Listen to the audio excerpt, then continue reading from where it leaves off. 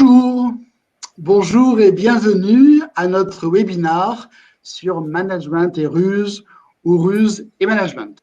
Voilà, nous sommes actuellement plus de 500 inscrits, 505 inscrits, donc c'est remarquable. Est-ce que c'est lié au thème sur la ruse et le management, un thème un petit peu atypique? Ouais, c'est dû à autre chose. Voilà, bon, donc vous êtes 505. Merci de m'indiquer si vous nous entendez bien, si vous nous voyez bien. Donc, n'hésitez pas à faire un petit coucou sur le chat. Hein. Vous avez un très joli chat. Je vois que ça défile. Voilà, merci, c'est impeccable. Donc, le son doit être bon. C'est très gentil à vous tous. Sachez que vous êtes majoritairement de France, mais nous avons des amis de Tunisie, d'Algérie, d'Espagne, d'Italie, d'Afrique de manière générale. Donc, c'est remarquable. Je suis content de partager avec Thierry Lefebvre, de partager ce webinaire. Voilà. Donc, je vois que ça monte de plus en plus. Bon, très bien. Allez. Donc, pourquoi ce webinaire sur ruse et management? Ben, je crois que ce webinaire, il s'inscrit dans la série de webinaires que nous avons organisés au sein du Florian Mansell Institut et qui traite du management, des ressources humaines, du recrutement. Par exemple, demain, nous avons un autre webinaire qui est prévu sur fraude, carte bancaire et cybersécurité. Ensuite, manager face à la liberté, piloter votre carrière et développer votre chaîne YouTube avec mon plombier. Voilà.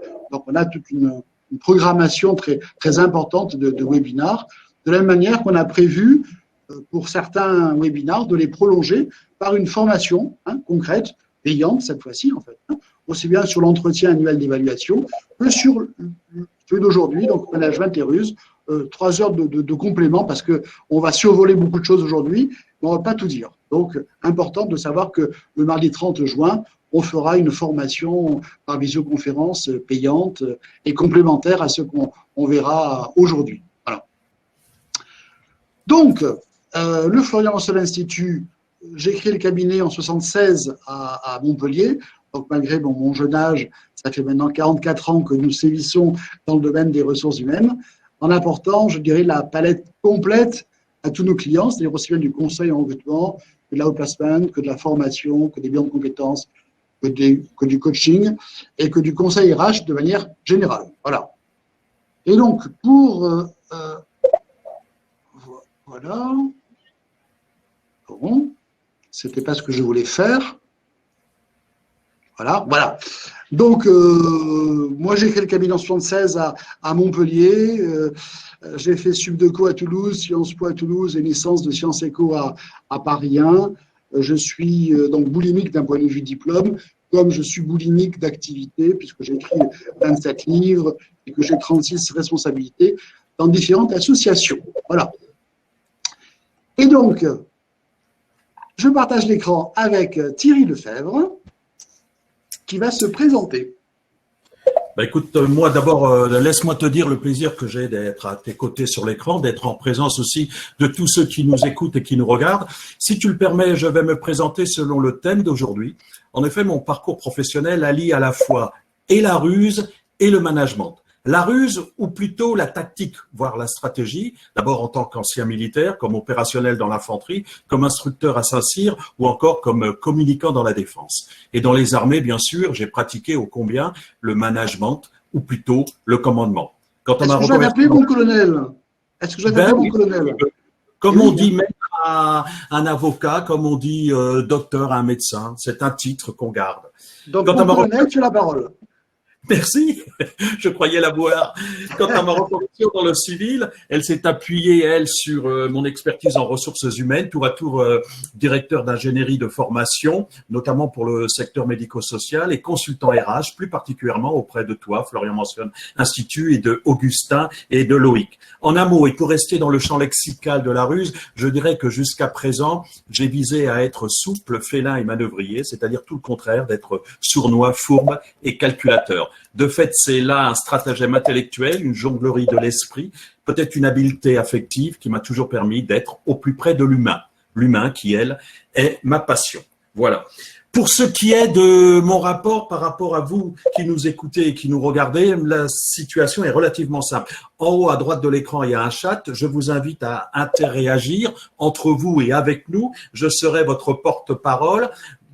Dites-nous vos questions, je serai votre voix auprès de Florian. On peut intervenir tout au long du process ou garder des bonnes questions pour la fin. Voilà, c'est à votre convenance. Attirez simplement mon attention sur la question à poser avec un grand point d'exclamation, si possible, point d'interrogation, bien naturellement.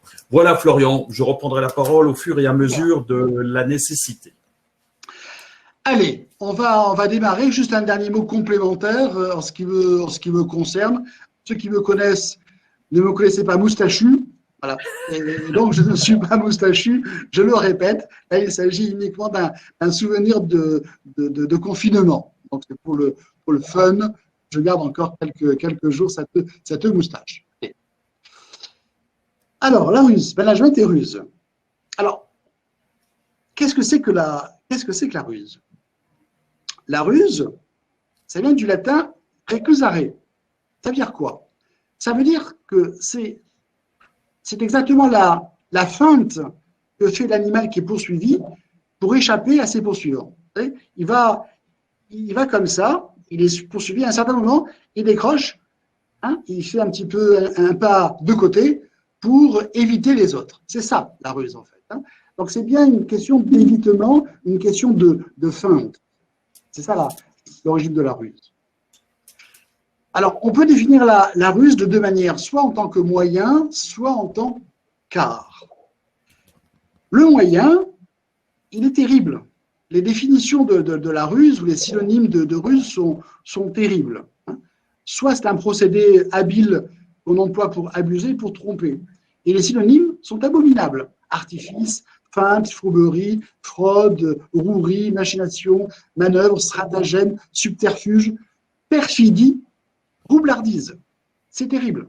Donc, effectivement, le mot ruse a une image très, très négative au niveau des moyens. Si on regarde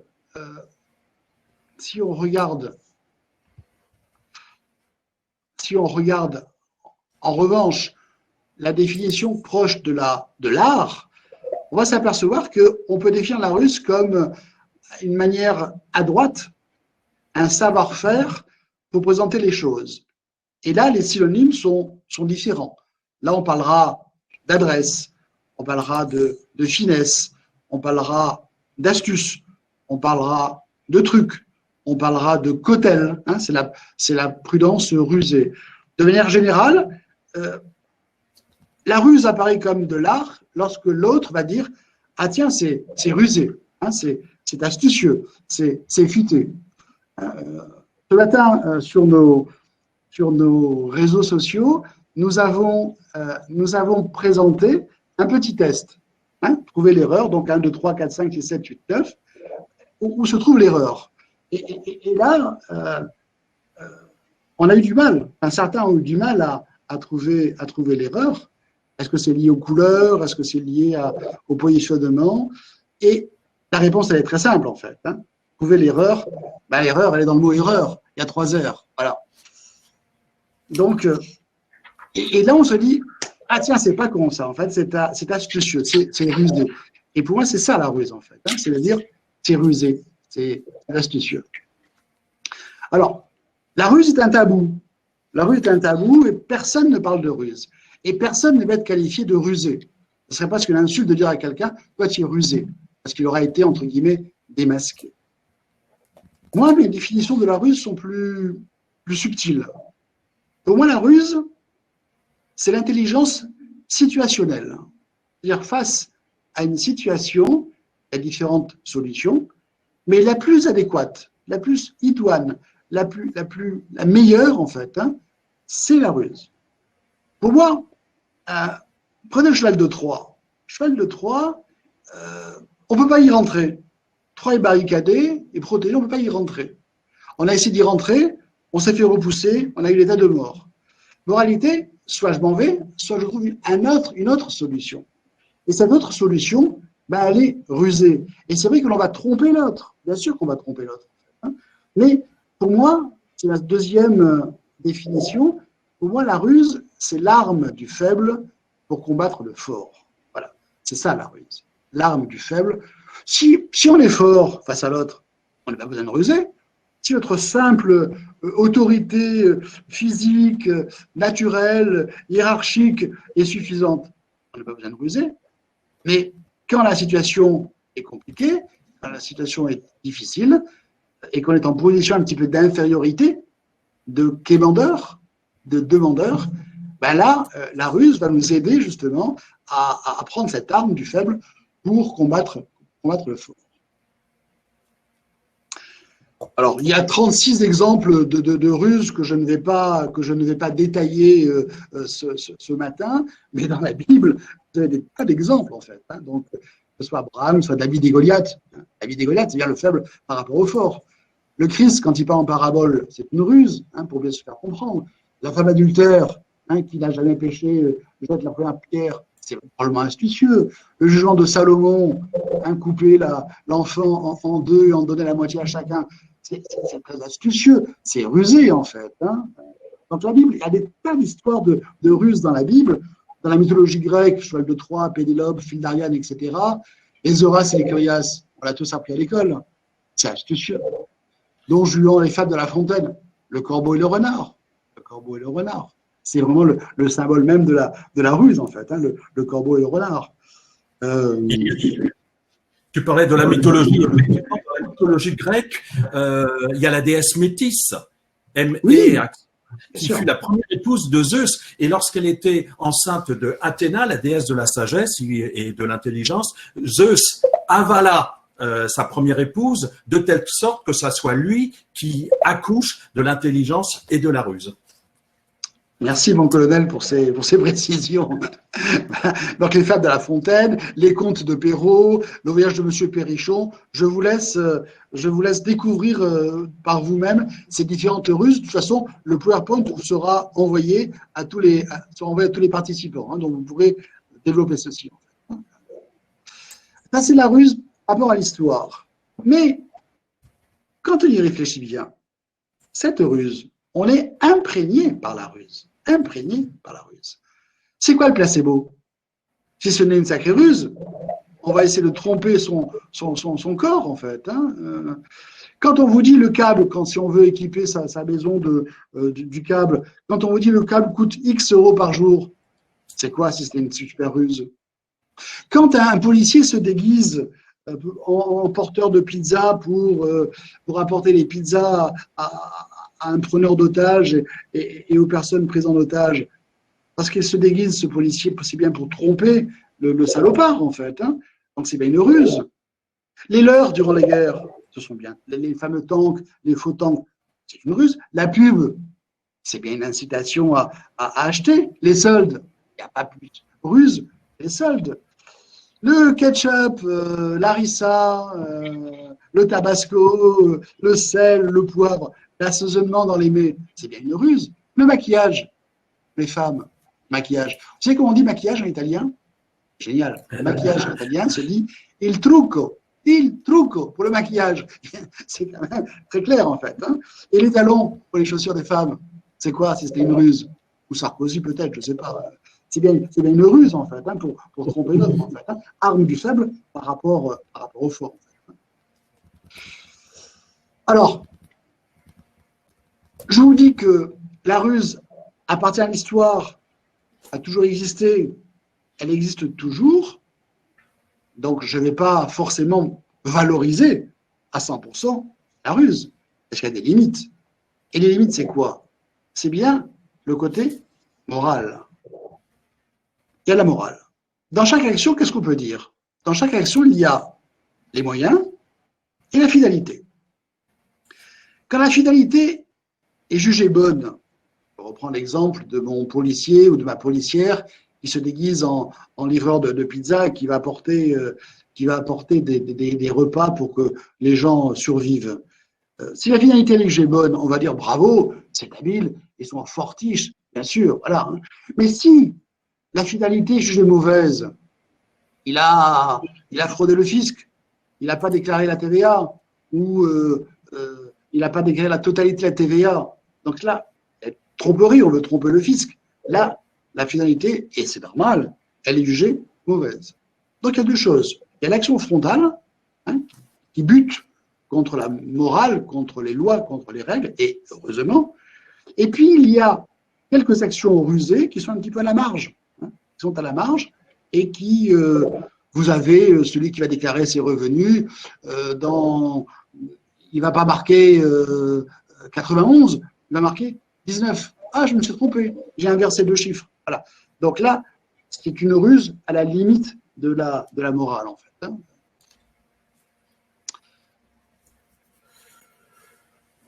Alors, bien sûr, la morale, c'est de manière générale, et puis après, il y a l'éthique.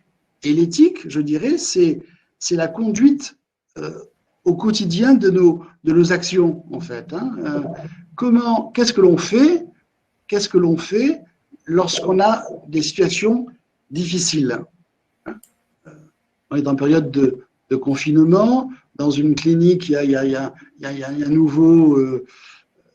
un nouveau cuisinier qui arrive, il sait que quelques patients doivent manger de la viande halal ou de la viande cachère, il n'y en a plus. Il n'y en a plus, c'est dimanche, dur à en trouver, qu'est-ce qu'il fait? Qu'est-ce qu'il fait? Est-ce qu'il utilise la viande classique qu'il y a au frigo ou pas? Il a sa réponse par rapport à son éthique, en fait. Hein. Le vendeur de voitures qui vend des voitures et qui a appris le matin même que son constructeur de voitures arrête la fabrication de ce modèle.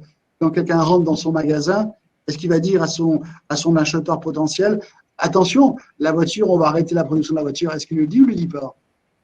Et s'il ne le dit pas, il a quand même des voitures en stock, en fait. Hein, il faut qu'il les écoule.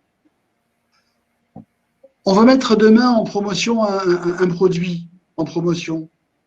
Le client ou la cliente rentre. Est-ce que je dis attendez demain matin? Parce que demain matin, il y a une promotion qui va démarrer. Je le dis ou je ne le dis pas? Etc., etc. Et là, on va s'apercevoir qu'à chaque fois, la relation à l'autre entraîne des questions et que ce n'est pas si simple que ça, en fait. Et souvent, il n'y a que des réponses individuelles, en fait. Florian, tu as évoqué tout à l'heure la morale. Tu parles là en ce moment de l'éthique. Est-ce que tu peux nous dire un mot où se situe alors la déontologie? Alors, la déontologie, c'est pareil, sauf que c'est appliqué à un ensemble d'individus qui travaillent dans une même profession. Hein. Les avocats ont une éthique, hein, et heureusement en fait. Hein. Les experts comptables ont une éthique, etc., etc. En fait. Hein. Donc c'est le même déontologie, pardon. Ils ont une déontologie, c'est une éthique appliquée à un corps de métier en fait. Hein. Et heureusement qu'ils la respectent en fait. Hein. Heureusement que c'est respecté en fait. Hein. Mais on va quand même jouer avec la loi, par exemple. On va la tordre, en fait. Hein. Et dans la tordre, c'est bien le côté ruse, arme du faible par rapport au fort, en fait. Hein. Donc là, au contraire, ce sera astucieux. Hein. La loi est faite pour qu'on lui fasse des enfants. Peut-être, je ne sais pas. Alors, il y a donc différentes typologies de ruses. Bon, il y a l'habileté classique, il y a le biais, la simple tromperie, le bluff, en fait. Hein. Le bluff. Tu rentres dans un magasin, et il y a un produit qui t'intéresse, et tu veux le négocier. Si d'entrée de jeu, tu dis au vendeur, ah, ce produit, qu'est-ce qu'il est bien, je vais l'acheter, il m'intéresse. Je peux plus négocier.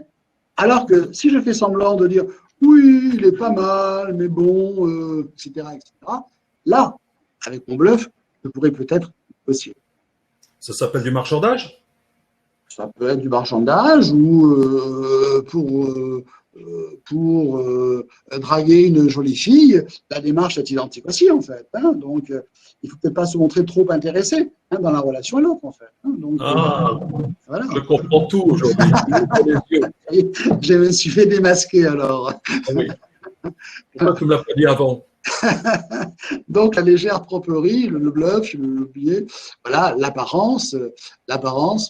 Alors, la plus grande des apparences, c'est l'inférence. Hein, l'inférence, c'est un jugement porté sur l'observation. Hein. Si je sors de mon cartable l'humanité, si vous dites, tiens, je ne savais pas que Florian était communiste, vous faites une inférence.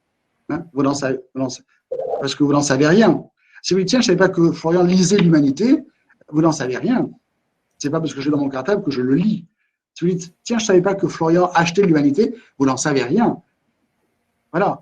La seule chose que vous puissiez dire, c'est, tiens, Florian a l'humanité dans son cartable. Et puis après, vous allez porter un jugement sur cette observation, et c'est là qu'intervient l'inférence.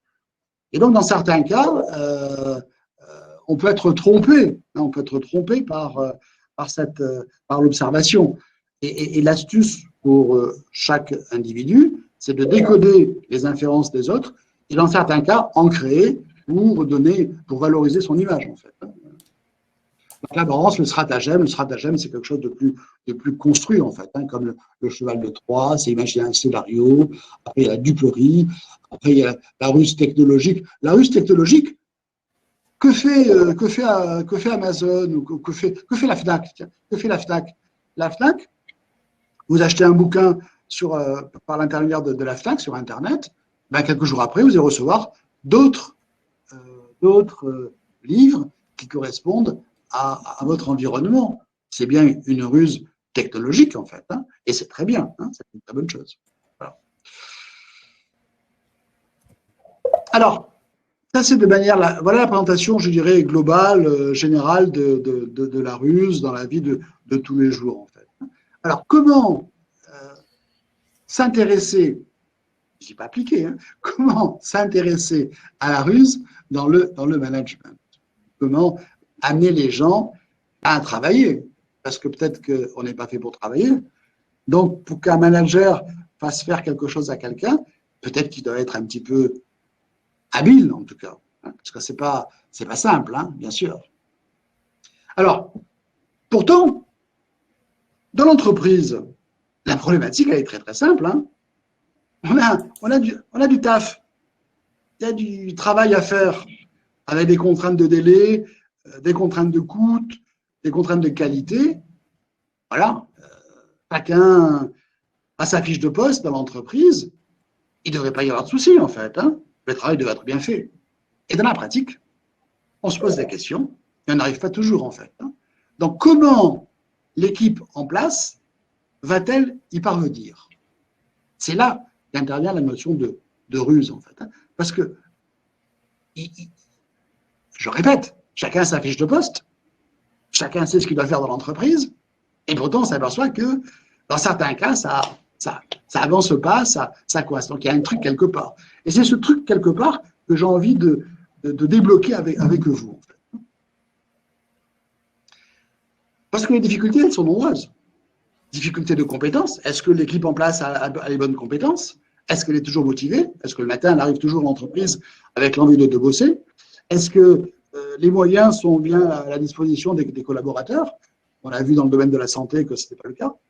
Il y a un turnover qui va pénaliser l'avancement des travaux. Il y a parfois des intérêts, il y a un absentéisme, il y a une maladie. Donc, c'est pas si simple que ça que de faire le travail qui a été prévu d'être fait, en fait. Hein. Donc, les difficultés sont nombreuses. Alors, comment peut-on ruser dans l'entreprise? Si on reprend la première définition de la ruse, tromperie, c'est grave. On ne peut pas tromper dans l'entreprise, c'est impossible. On ne trompe qu'une fois, pas deux fois. Et comme on ne peut pas tromper deux fois, moralité, et comme demain le manager sera en permanence avec ses collaborateurs, il ne peut pas tromper les collaborateurs. Ce n'est pas possible. Donc il doit y avoir de l'habileté. Et le manager doit être quelque chose de très habile. Là oui, on va voir comment. Est-ce que l'homme est fait pour travailler ou pour avoir une activité? Pour moi, c'est une question hyper intéressante. Je vais vous raconter une petite histoire. Tu voulais intervenir, Thierry? Non? Oui, parce que notre ami Hatim a une définition assez qui pourrait lancer le débat. Et il dit, en fait, il s'agit moins de chercher à travailler que de développer des activités lucratives communes. Oh, d'accord. C'est un bel euphémisme. Enfin, c'est pareil quand même, en fait. Hein. Donc, la différence qu'il y a entre le travail et l'activité, il y a quelque temps, j'étais à Céré, dans les Pyrénées-Orientales. On est rentré avec ma femme, on est rentré dans un salle municipale, il y avait deux chorales qui jouaient. La chorale de Céré et la chorale de la ville jumelle de Céré en Catalogne, de l'autre côté de la frontière. Et c'était remarquable. Et on a passé un très beau moment. Dimanche après-midi. Et je me suis dit, mince, ces gens-là qui chantent, j'ai mis la photo sur le slide, ces gens-là qui chantent, ils payent un abonnement, une cotisation, ils ont dû payer leurs frais de déplacement, leur repas, ils ont dû payer leur costume. Je suis sûr que dans l'entraînement, en semaine, le soir, parfois, ils n'ont pas envie d'y aller, mais ils y vont parce que leur chef de chœur les attend, parce qu'ils ont un rôle important dans le groupe. Ils ne peuvent pas faire faux bond à leurs collègues. Ils font des efforts, ils font des contraintes, et ils le font avec le sourire. Et si on faisait pareil dans l'entreprise? Et si on faisait pareil dans l'entreprise? Parce que dans l'entreprise, comme pour une activité sportive, culturelle, tout ce que vous voulez, associative, bénévole, il y a des contraintes, des efforts et des sanctions. Mais il y a, et c'est encore plus net dans la vie associative, des satisfactions. Il y a de la reconnaissance. Il y a de la réalisation de soi. Et donc, si le manager pouvait transposer le comportement de l'individu qu'il a dans l'association, dans la vie professionnelle, ben déjà, ça arrangerait beaucoup les choses, en fait. Donc, que le travail soit considéré comme une activité plaisante, ça serait bien. Et ça serait l'objectif de tous les managers, transformer la notion de travail.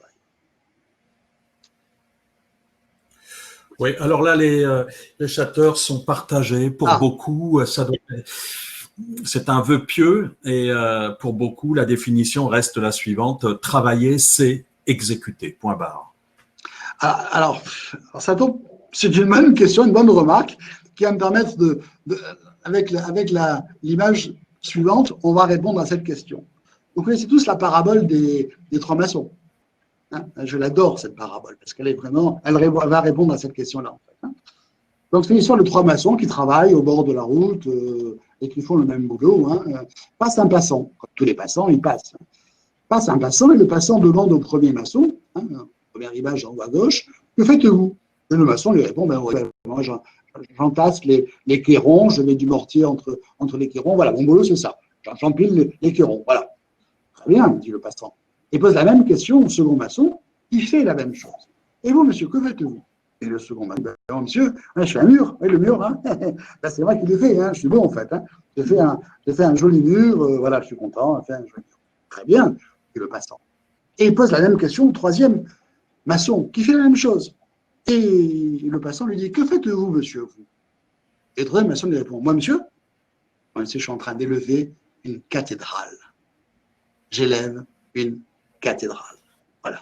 Et ça, c'est magique. Je crois que le rôle du manager, c'est de faire prendre conscience à leurs collaborateurs qu'ils élèvent des cathédrales. C'est donner du sens à leur travail. Concrètement, Florian mentionne institut. Est-ce que cette histoire a une équivalence? Dans mon cabinet? Oui. Mais dans toute organisation. Thierry, si tu poses la question à Nathalie, notre assistante, qui est au cabinet depuis plus de 30 ans, Nathalie là depuis plus de 30 ans, dis à Nathalie, qu'est-ce que tu fais chez Florian comme boulot? Si Nathalie répondait, chez Florian, je réponds au téléphone, je tape le courrier, je mets à jour le site internet, j'envoie les factures, ça serait dramatique si elle répondait ça. Ça serait dramatique. C'est-à-dire qu'elle empilerait des cairons avec du mortier au milieu. Ça serait grave, en fait. Hein. En revanche, si elle dit, chez Florian, c'est moi qui facilite les choses dans l'entreprise. Pour la formation, par exemple. Pour la formation, il faut convoquer les stagiaires, il faut envoyer les factures, il faut que le jour de la formation, il y ait le PowerPoint mis sur le vidéoprojecteur, il faut qu'il y ait des croissants, il faut qu'il y ait la feuille de présence, etc. Je vais te dire, hein, si la formation est réussie, c'est quand même grâce à moi. Hein, je suis quand même la petite fourmi qui, voilà, si ça marche bien, c'est grâce à moi. Voilà. Et c'est ça, faire construire une cathédrale.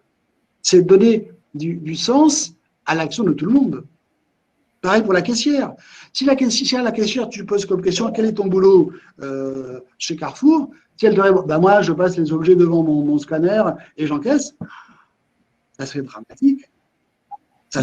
C'est empiler les kéros. Pourtant, Nathalie, elle répond bien au téléphone, elle tape bien les machins, etc. On est bien d'accord. C'est de donner du sens à son action. Et ce sens à son action, dans tous les jobs, on a ce sens à faire trouver à ses collaborateurs. C'est un rôle très important de la part du manager, en fait. Hein. C'est son boulot. Donner du sens. Reste 5 secondes au Florian Mention Institute. Tout à l'heure, tu as parlé du marchandage. On était dans la relation client-vendeur. Et il y a une bonne question qui est revenue là. Est-ce que finalement, tu t'es trouvé aussi en face de candidats qui rusaient pour pas témoigner de tout l'intérêt qu'ils pouvaient avoir envers une offre ou je ne sais? Si un candidat a envie de négocier son salaire, il n'a pas intérêt à dire « Ah, c'est génial comme job, c'est exactement ce que je recherchais. » Voilà. Si en revanche, le candidat… Je ne dis pas qu'il faut faire ça, en fait, hein, mais j'ai constaté que lorsque le candidat dit « Là, oui, la proposition est intéressante, mais alors figurez-vous que j'ai une autre proposition dans une autre ville, la rémunération est plus élevée. Hein. » J'avoue le dire. Alors moi, je suis embêté parce que chez vous, j'adore votre entreprise, j'adore votre activité, mais la rémunération par rapport à ce que l'autre me propose, est-ce que c'est vrai ou est-ce que c'est faux? J'en sais rien. Ouais. S'il veut négocier son salaire, il a intérêt arme du faible par rapport au fort, en fait. Hein. C'est ça. Donc c'est de bonne guerre quand même. Voilà. Bien sûr, c'est de bonne guerre, en fait. Hein. Mais la finalité, elle est quand même intéressante, en fait. Hein. C'est pas arnaquer l'autre. Hein. C'est pas arnaquer l'autre. Hein. Mais c'est bien donner une autre image de soi, en fait. Hein. Et c'est ça la ruse de manière générale, en fait. Hein. C'est donner la bonne image qu'il faut par rapport à l'objectif que l'on se fixe. On n'a qu'à revenir aux objectifs du manager et je recompléterai avec des questions posées. Bien. Donc, objectif du manager. Quel est l'objectif du manager? Est-ce que c'est faire travailler ses collaborateurs? Ça, c'est la définition classique. Le manager fait travailler ses collaborateurs. Non. Enfin, non. C'est une conception du management. Est-ce que c'est faire réaliser des objectifs à ses collaborateurs, comme on entend dire très souvent? Non. Enfin, c'est une conception du management. Moi, la conception qui m'intéresse, c'est aider à faire réaliser des objectifs à ses collaborateurs. C'est ça, le boulot d'un manager. Okay. Aider à faire réaliser. Et donc, on a trois conceptions différentes des objectifs du manager. Et donc, forcément, on a trois comportements différents. Je crois que nous, on a créé un concept, le management épiphyte, comme si ça jouait le rôle de support par rapport à des plantes épiphytes et les aider à grandir, en fait. Hein. Il y a cette notion d'aider le collaborateur à faire quelque chose. Voilà. Ça, c'est important. Et là, il faut de l'habileté. Hein, c'est ruse au sens habileté. Alors, c'est pas facile. C'est pas facile. Travailler avec un collaborateur, c'est pas facile. Quand on demande quelque chose à faire à quelqu'un, ben, ce quelqu'un, ce N-1, ben, il va avoir trois types de mécanismes à adopter. Mécanisme de défense, mécanisme d'évitement et mécanisme d'affrontement. Première stratégie du N-1, mécanisme de défense. La personne va dire, hein, on voit le commercial qui dit, on voit l'assistante qui dit, voilà, il va. Je fais bien, hein. Je l'ai vu faire. Hein. Donc, il va commencer à râler, à renacler, à soupirer. Voilà. Il va dire, oh non, je peux pas. Je suis débordé, hein. Je suis débordé. Et vous avez vu le travail que j'ai à faire, c'est pas possible, hein. Alors la personne va vous dire, ah, ça va être difficile. Et puis ça va prendre du temps. Et puis c'est inutile. Voilà, on va trouver X mécanismes de défense. Hein. Il n'a pas envie de le faire, ça le fait sortir de sa zone de confort. Bon, voilà. Donc, comment faire pour transformer ce mécanisme de défense avec un sourire? Ah oui, je vais le faire. C'est Smiley. Ouais, smiley, etc. Deuxième mécanisme d'évitement. La personne, elle est sioux. Elle va dire, oui, oui, tu veux que je le fasse? Ok, je vais le faire.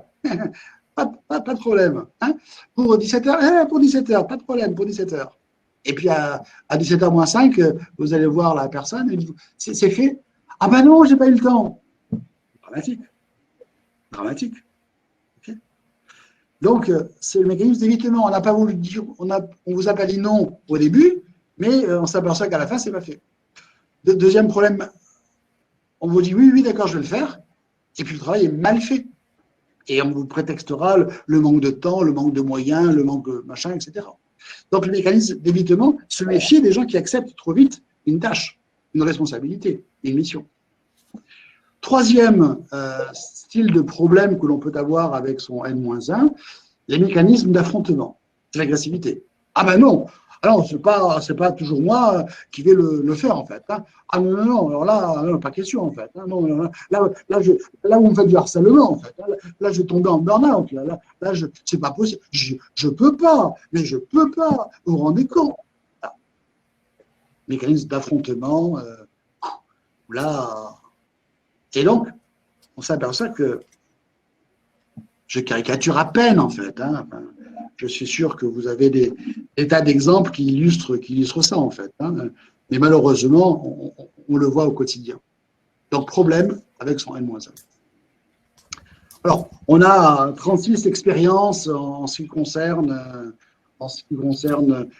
la manière dont les gens travaillent, en fait. Hein. Donc, avec Elton Mayo, avec Maslow, avec l'effet Pygmalion, avec les exemples de soumission librement consentie. Si ça vous intéresse, je vous donnerai les références, vous le verrez en fait. Hein. Je ne rentre pas là-dedans parce que ça prendrait trop de temps en fait. Hein. Donc ce qu'il faut, c'est quoi? Ce qu'il faut, ben, c'est de l'habileté managériale. De l'habileté managériale. C'est-à-dire la négociation.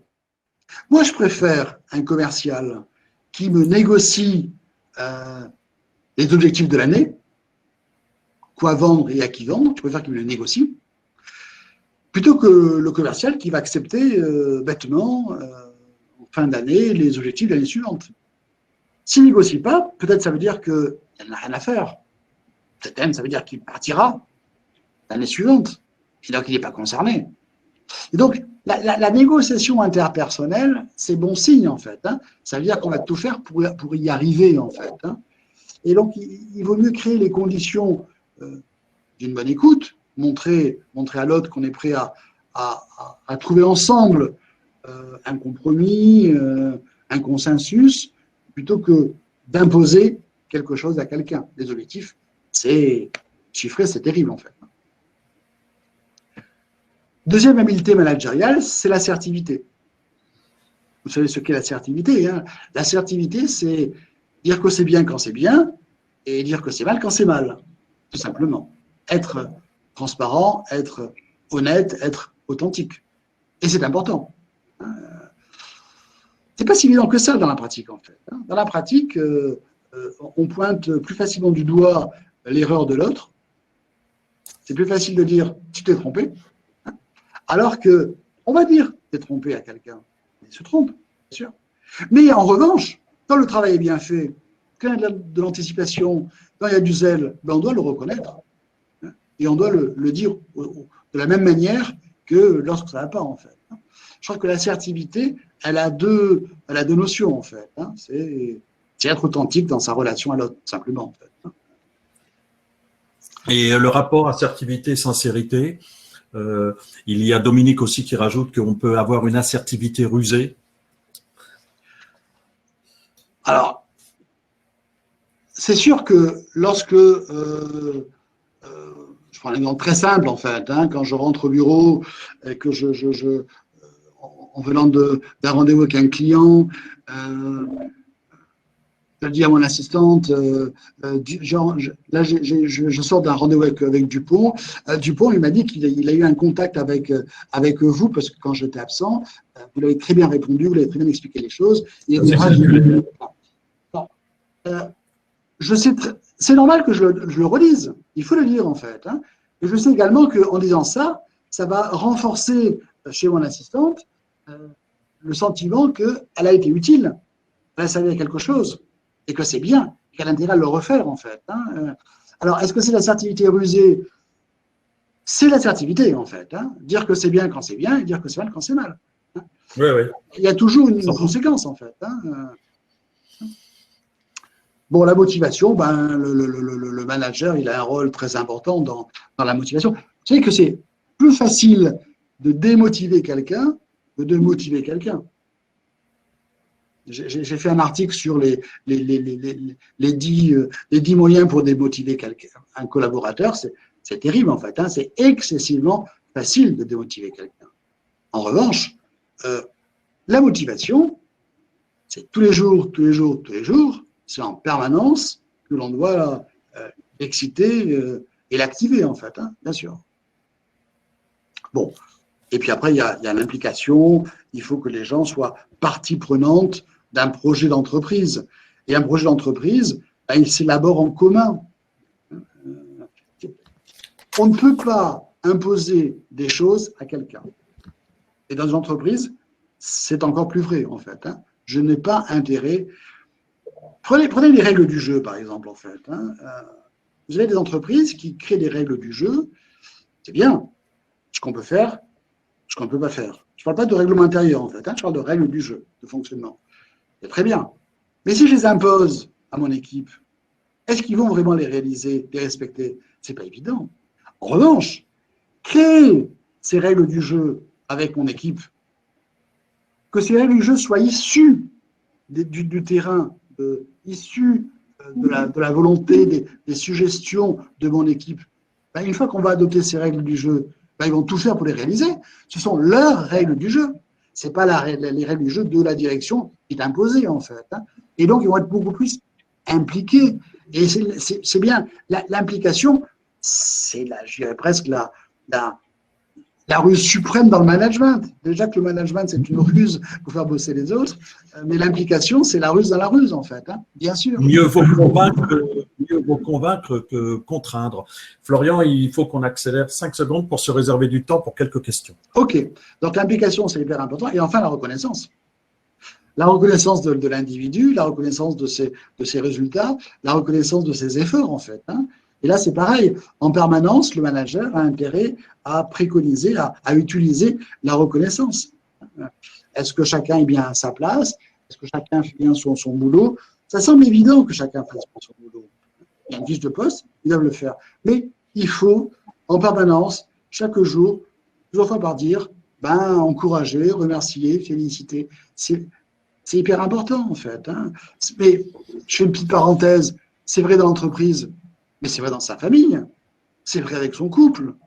Si on ne dit pas à son conjoint qu'on l'aime, si on ne lui dit pas qu'elle fait des choses bien, si on ne dit pas qu'on est bien avec elle, peut-être qu'on passe à côté de beaucoup de choses, en fait. Et la reconnaissance, c'est quelque chose qui devrait être spontané, mais qui est utile en permanence, en fait. C'est pas artificiel. Deuxième conseil conjugaux que tu donnes. Mais j'en ai beaucoup d'autres. Mais pourquoi je les donne? Parce que. Mais c'est rusé alors? Non, ce que je veux dire, c'est que le schéma de la communication, il est identique pour n'importe quelle situation. Un acte de vente, un acte de travail dans l'entreprise, un acte de séduction avec une personne, j'allais dire du sexe opposé, maintenant c'est même plus ce qu'il faut dire, en fait. Avec une personne, voilà, avec une personne, c'est tout ce qui a trait à la relation à l'autre. C'est un schéma de communication. Et les règles appliquées pour améliorer la communication, les règles sont identiques, quelle que soit la situation. Et donc, pourquoi pas la famille ou le couple. Donc, habileté managériale. En conclusion, je crois que on doit être bien conscient qu'on doit passer de la ruse à l'intelligence situationnelle. C'est bien appréhender une situation et trouver rapidement la bonne posture, en fait. C'est ça. Situation difficile où l'on est très souvent en position de faiblesse, Hein, on n'est pas en position de force, sinon je n'ai pas besoin d'utiliser la ruse en fait. Donc je dois passer de la ruse à l'intelligence situationnelle. Et je dois passer de l'intelligence situationnelle à l'intelligence relationnelle. Voilà. C'est cette relation que je dois améliorer en permanence. C'est un problème de communication. Et là, on va s'apercevoir que quels sont les outils que je vais utiliser? Quels sont les outils? Mais dans l'entreprise, tout représente un outil. Le salaire est un outil. La prime, la manière dont c'est payé, c'est bien un outil. La manière dont il y a des différences de salaire entre des individus, ce sont bien des outils pour inciter les personnes à travailler. Le titre n'est pas neutre, bien sûr. Hein. Appelé responsable, directeur, chef de service, c'est pas neutre en fait, hein, bien sûr. Hein. La reconnaissance, c'est bien un outil. Les objectifs sont bien des outils. Concours, challenge, promotion. Associer quelqu'un, l'associer financièrement ou l'associer aux décisions, c'est bien un outil. Le projet d'entreprise, c'est bien un outil. La formation, c'est bien un outil. Voilà. Je crois que le management, c'est un ensemble de choses, un ensemble d'outils que le manager peut utiliser pour aider son collaborateur à réaliser ses objectifs, être bien dans sa peau et pour améliorer le bien-être. Voilà. Merci Florian. Alors, je vais rapidement reprendre certaines interrogations posées par nos amis. Là, justement, si je repars sur cette conclusion pour faire le courant en arrière, l'un d'entre nous, Pierre, nous dit « Oui, mais c'est très joli, alors même que vous dites que c'est important de s'intéresser à l'autre et de le verbaliser, hein, et ceci est vrai dans la relation publique comme dans la relation privée. Est-ce que là, finalement, ces outils de ruse ne laissent pas apparaître que c'est par trop des marques de reconnaissance matérielle qu'on met en évidence? Je n'ai pas compris la question. Oui, les outils de ruse dont il est question ici, en fait, sont des leviers matériels. Alors même pas que matériel. Non, pas que matériel. La reconnaissance, c'est pas matériel. Dire bonjour à quelqu'un, le féliciter, l'encourager, c'est pas du tout matériel en fait. Hein, bien sûr. L'associer aux décisions, c'est pas du tout matériel. Voilà, c'est ce que tu prônes. Quelles sont les qualités pour être rusé? Les qualités intrinsèques. Je crois que c'est, je vais peut-être te surprendre en fait, hein, mais c'est aimer l'autre. C'est aimer l'autre. Je crois qu'il faut aimer les gens. Et si tu aimes les gens, ben forcément tu vas être sincère, tu vas être authentique, tu vas vouloir partager des choses. Et c'est ça la suprême des ruses, c'est qu'il n'y en a pas en fait de ruses. En fait, hein. C'est l'authenticité dans la relation avec l'autre, bien sûr. Bien sûr. Alors, quelle technique, là on va aborder un petit peu les relations commerciales, quelle technique nous demande Dominique adopter dans le secteur commercial avec des cheffaillons parasites qui ne sont pas sur le terrain et qui se contentent de donner des ordres? Faut-il être brusque, rusé? Comment intervenir? S'adapter à chaque situation en fait. Hein. La question qu'on pourrait se poser, c'est, on parle de management dirigeant, enfin N-1, mais est-ce que le N-1 peut manager son N+1? C'est une question aussi, en fait. Hein. C'est pareil. C'est pareil. Peut-être que le collaborateur lambda par rapport à son manager, il a intérêt à faire passer ses messages. Et là, il faut qu'il ruse pour qu'il fasse passer ses messages. Hein, bien sûr. Et pareil, le manager qui est coincé entre des collaborateurs et la direction, il faut qu'il fasse passer les messages à la direction supérieure. Bien sûr. Et là, je reprends mon image tout à l'heure, c'est un schéma de communication. C'est pareil. Ouais. Les règles sont les mêmes, en fait. Hein. C'est s'intéresser à l'autre, valoriser les choses, faire passer son message et les répéter. La répétition. Moi, quand j'entends certaines personnes me disent « Mais je te l'ai dit, je t'ai envoyé un mail il y a un mois. » N'importe quoi. Je t'ai envoyé un mail il y a un mois, ça ne veut rien dire. Ça ne veut rien dire, je te l'ai dit, je te l'ai écrit. Mais non, il faut le répéter. Il faut le répéter. Comment gérer la ruse, nous demande Pedro, que je salue, lorsque la théorie nous demande de faire croire à l'autre qu'il est la source de l'idée et que nos valeurs nous font détester ce comportement lorsqu'il est utilisé sur nous? C'est valoriser l'autre, c'est ça? Oui. Comment gérer cette ruse lorsque la théorie nous demande de faire croire à l'autre qu'il est la source de l'idée? Pourquoi la théorie? Je ne sais pas. que nos valeurs nous font détester ce comportement lorsqu'il est utilisé sur nous? Non, je crois que… alors, l'habileté, c'est quoi? C'est de valoriser l'autre, bien sûr. Si je dis à l'autre, ah, c'est une bonne idée. Si je commence par, ah, tu as raison, c'est sûr que la personne, elle va se sentir glorifiée, reconnue, bien sûr. Et j'ai intérêt à dire, tu as raison, c'est une bonne idée. Plutôt que de dire, n'importe quoi, mais qu'est-ce que tu racontes là? C'est quoi cette question à la con du mec? C'est quoi cette question à la con? Tu vois, je prends les deux extrêmes. On dit, ah, c'est une bonne question que pose Pedro, il s'appelle. C'est une bonne question que pose Pedro. C'est intéressant, hein? Voilà. Mais je dirais que c'est du bon sens. C'est du bon sens. Et le management, c'est du bon sens. Ce n'est que du bon sens. Voilà. Autre question, est-ce que modifier, ça on le connaît, c'est notre ami Stéphane, est-ce que modifier son CV pour obtenir un poste est rusé? Ouf, non, là c'est malhonnête. Là c'est malhonnête. En revanche, modifier son CV pour obtenir un rendez-vous, là je veux bien. Là je veux bien. Et lors du rendez-vous, lors de l'entretien, expliciter que quand on a marqué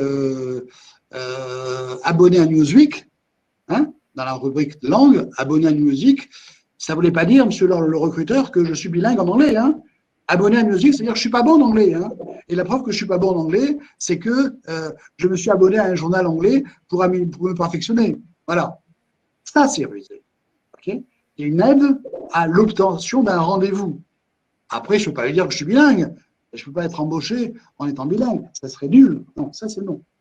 Donc, il y a deux choses. L'obtention du rendez-vous, de l'entretien, et après, l'obtention du poste.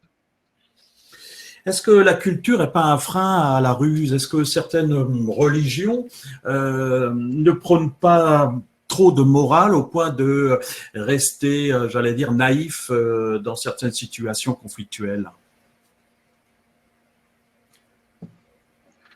Moi, je ne tends pas à l'autre joue. Hein. Je ne tends pas à l'autre joue. Hein. J'adhère à des valeurs. Je suis moi-même et j'essaye en toutes choses d'adopter la bonne posture par rapport à l'autre. Je n'ai pas un comportement uniforme par rapport aux gens. Moi, mon comportement, il est adapté à l'autre. Et je crois que l'habileté relationnelle, c'est ça. C'est de ne pas avoir un comportement standard. Rester droit dans ses bottes, c'est stupide. Non. Dans certains cas, il faut faire des compromis. Dans certains cas, il faut lâcher. Dans certains cas, il faut dire, OK, t'as gagné. C'est pas gênant, en fait. Hein. Je crois que la vie est longue. La relation qu'on tisse avec les autres, ben, il faut l'espérer qu'elle soit longue. Donc, voilà, hein, il y a des hauts, il y a des bas. Et si je veux continuer à avoir une bonne relation avec les autres, une relation suivie, ben, il faut que je mette de l'eau dans mon vin, en fait. Hein. C'est ça, en fait. Hein. Donc, c'est pas figé. Alors, les dogmes, machin, les dictates des religions, on prend ce qui correspond à nos valeurs, mais il ne faut pas que ce soit des dictates, hein, pas trop impératifs. Donc, tu as choisi le thème ruse, et pourtant, c'est un peu connoté négativement, toujours dans nos têtes. Bien sûr, ça rappelle le Sioux, mais pourquoi pas préférer habileté, comme tu l'as dit, ou malice? Pourquoi le terme ruse t'a semblé plus fort? Thierry, tu penses que si j'avais parlé comment être habile dans la relation avec ses collaborateurs, j'aurais eu 505 inscrits à ce webinaire? 505 inscrits avec comment être habile avec ses collaborateurs? Non, c'est sacrément rusé. Impossible. En revanche, dire comment ruser avec ses collaborateurs, là, ça attire du monde. C'est bien. Je suis bien dans la posture, entre guillemets, du faible par rapport au fort, par rapport aux millions d'individus. Comment faire pour attirer les gens? Voilà. Demain, par exemple, on a un webinaire que va animer notre ami Philippe Mémard. Notre ami Philippe Mémard va animer un séminaire super sur fraude, un webinaire super sur fraude, carte bancaire, cybersécurité en temps de crise. Ça impacte bien, ça fait réagir. Pareil le 25 juin, pareil le 2 juillet et le 9 juillet. Donc on a prévu des webinaires qui vont s'enchaîner et qui traitent toujours du management. Voilà. On est bien là? Dernière question qui est un petit clin d'œil. Il me la pose 2 ou 3 fois, alors je veux lui donner la parole. L'un d'entre eux dit Napoléon, que tu connais bien, Florian, Bien sûr. était-il rusé? Et pourquoi Jésus-Christ ne l'a pas assez été? Ben, je crois que. Alors, c'est bien comme dernière question. On n'avait pas prévu ça, mais c'est intéressant. J'irais presque de manière spontanée, il n'a pas besoin d'être rusé. Il est fort. Il est fort et il impose. Voilà. La ruse, c'est justement pour les autres. Ceux qui n'ont pas cette force, cette puissance, cette autorité naturelle, ces moyens financiers, voilà, ces moyens organisationnels. La ruse n'est pas faite pour Napoléon, c'est pas la peine en fait. Hein. Il est fort. En revanche, pour la plupart d'entre nous, en étant en situation difficile, on a intérêt à ruser. Alors, c'est sûr que Napoléon, ponctuellement, sur des champs de bataille, par rapport à une situation particulière, il trouvait la bonne posture, en fait. Hein. C'est l'intelligence relationnelle, hein. Pareil, en fait. Hein. Voilà, je ne sais pas si j'ai répondu à ta question. Si, Euripide disait d'ailleurs, on est bien fort quand on a le nombre et invincible quand on a la ruse. Je pense que Napoléon, là-dessus, était assez intéressant. Une dernière citation que j'aime beaucoup, elle est de Victor Hugo. Il dit ceci: la ruse, c'est tromper s'il est possible, et la force, c'est combattre s'il est nécessaire. Aussi. Mais l'astuce, c'est de pas besoin de combattre, en fait. Hein. L'astuce, c'est de s'imposer. La véritable force, c'est qu'on n'a pas besoin de l'exercer. Et là, c'est intéressant, parce qu'il y a consensus, il y a adhésion. Quand un chef présente un plan d'action, il n'a pas besoin de l'imposer par la force. Il suffit qu'il l'exprime, qu'il le présente, et là, on est tous derrière, en fait, bien sûr. Voilà. Moins la ruse se voit, mieux se vaut. En quelque sorte, mais le diable, la suprême ruse du diable, c'est laquelle? C'est de faire croire qu'il n'existe pas. Voilà, la ruse du diable, c'est de faire croire qu'il n'existe pas. Donc, il ne faut surtout pas être rusé, il ne faut surtout pas montrer que l'on est rusé. L'humilité, la discrétion, c'est la plus belle des ruses, en fait. Hein. En tout cas, le mardi 30 juin, je vous invite à nous rejoindre sur Management et Ruse. C'est une formation en ligne payante, et ça vaut vraiment le coup pour approfondir ces différents. Voilà, il est 12h57, on a tenu dans moins 1 heure, on est réglo. Merci mon cher Thierry d'avoir contribué au succès de ce podcast. Merci à vous tous. Merci à vous tous. Bonne utilisation de ces règles que l'on a évoquées ensemble. N'hésitez pas à m'envoyer un mail pour me dire sur tel ou tel point des précisions, pour me dire que c'était bien ou que c'était moins bien. Je suis prêt à dialoguer avec vous tous. Voilà. Bon travail, bon management à tout le monde et à bientôt, j'espère. Au revoir. Ouais.